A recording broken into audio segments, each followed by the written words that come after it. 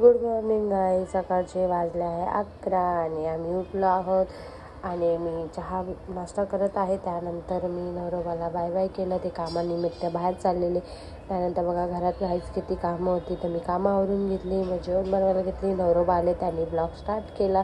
त्यांनी ब्लॉग घेतलं. माझं जेवण बनवणं चालू होतं. त्यानंतर भावाचा कॉल आला. आम्ही त्याच्याशी थोडं बोललो. त्याला बोललो ब्लॉग स्टार्ट आहे तर त्यांनी हाय केलं. तर आम्ही जेवून घेतलं. जेवणाला होतं चिकन आणि चपाती.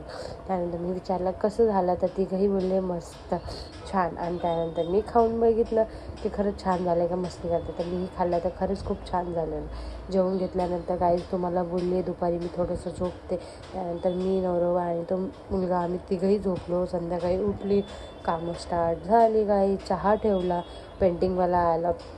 घराची पेंटिंगचं काम चालू होतं. काहीच पेंटिंगचं काम चालू, त्यांनाही चहा दिला. त्यानंतर सलग 3 दिवस काम आहे गाईज. आम्ही खूप थकणार आहे.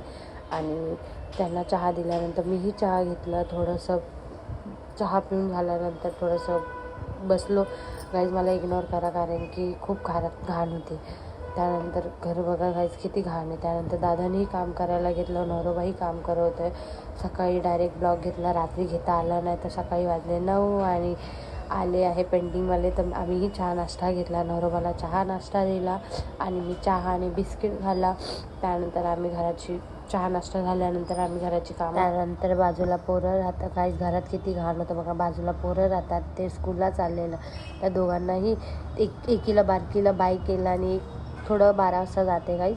तर तिला बाय केल्यानंतर मी थोडीशी मस्ती केली आणि आम्ही घरात गेलो आणि कोकम सरबत पिला. तर खूप छान वाटलं. गरमी गाईज एवढी. कोकम सरबत बनवून दोघं नवरोबा आणि मी पिलं. त्यानंतर घरात घाण डस्ट भरपूर होती गाईज. नवरोबाही त्यांच्यासोबत काम करत होता. मग आम्ही जेवून घेतलं. डाळ भात लोणचा केलेलं होतं. ते डाळ भात लोणचा पापड मी दिलं नवरोबाला. मीही खाल्लं. दुपारी आम्ही जेवलो आणि पेंटिंगवाल्यालाही दिलं. कारण त्यानंतर गाईज गावावरनं फोन आला. मामा मामी आणि त्यांचे पोरं होती, त्यांच्याशी थोडंसं बोललो. गावाला गेलेत ते. त्यांना हाय बाय केलं. त्यांना सांगितलं ब्लॉग चालू आहे तर सगळ्यांनी हाय बाय केलं गाईज. सगळ्यांनी हाय बाय केल्यानंतर त्यानंतर गाईज बसली. माझ्या फेसला इग्नोर करा गाईज, फेस खूप डल झालं. त्यानंतर नेक्स्ट ब्लॉगला लाईक करा, शेअर करा, सबस्क्राईब करा. नेक्स्ट ब्लॉग खूप छान येणार. मी घरातले कलर आणि सगळं दाखवणार आहे.